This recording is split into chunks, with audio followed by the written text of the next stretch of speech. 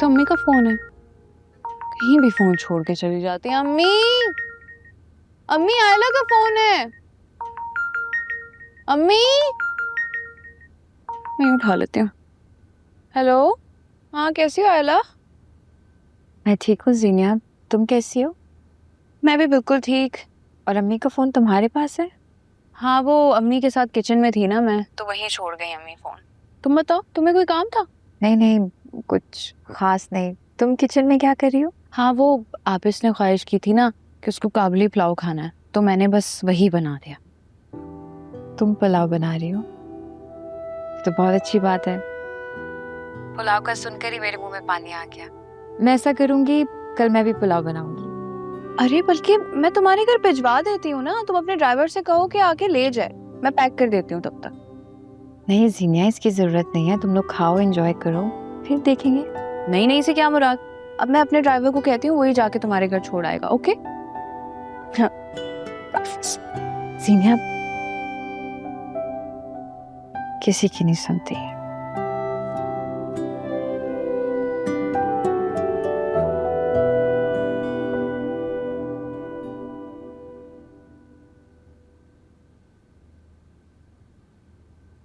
अरे आप लोग देख क्या रहे?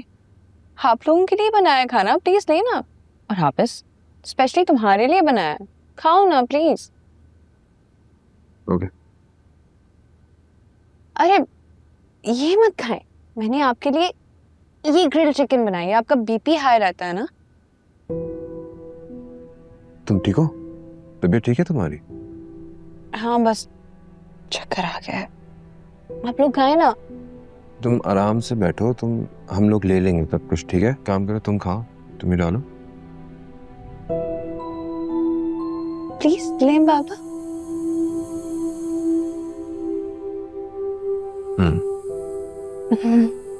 खाओ प्लीज। खाएं आप लोग भी। पानी पियोगी?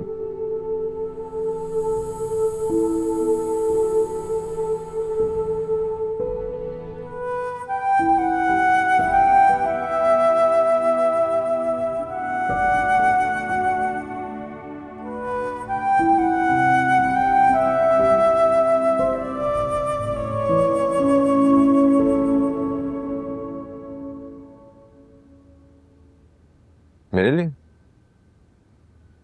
तुमने खुद बनाई है?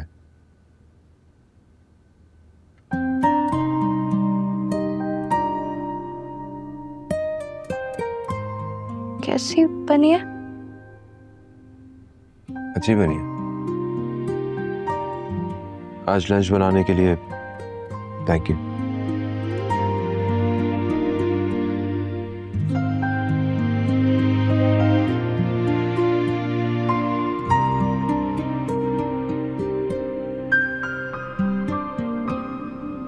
बड़े बूढ़े कहते हैं कि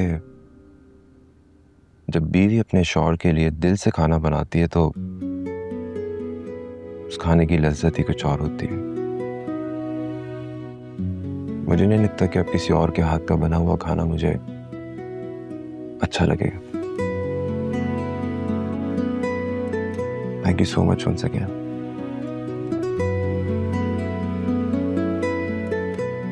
वो सुबह प्याज और लहसुन काटा था ना मैंने खाना बनाने के लिए, तो हाथ से स्मेल आ रही होगी, मैं धो के आती हूँ।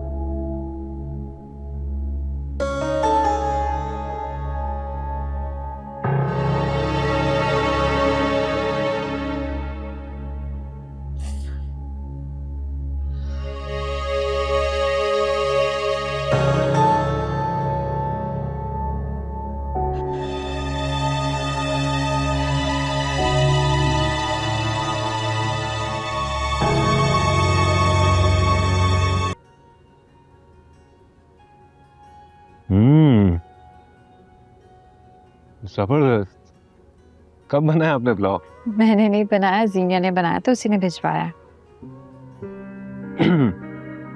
उसको कब से कुकिंग का शौक हो गया? यूट्यूब से सीख सीख कर आधी शेफ बन गई है। जब मूड में होती है ना, बहुत अच्छा खाना बनाती है। वैसे ये पुलाव आबिस की फरमाइश पर बनाया उसने।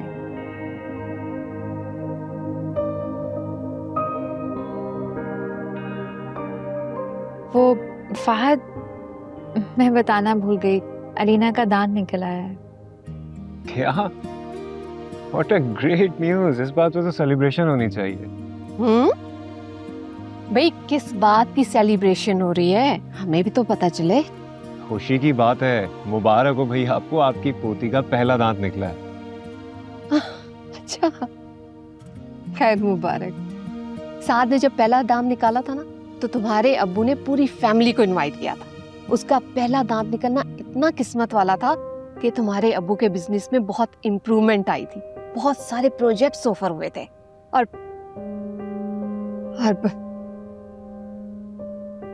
मेरा साथ बहुत किस्मत वाला था।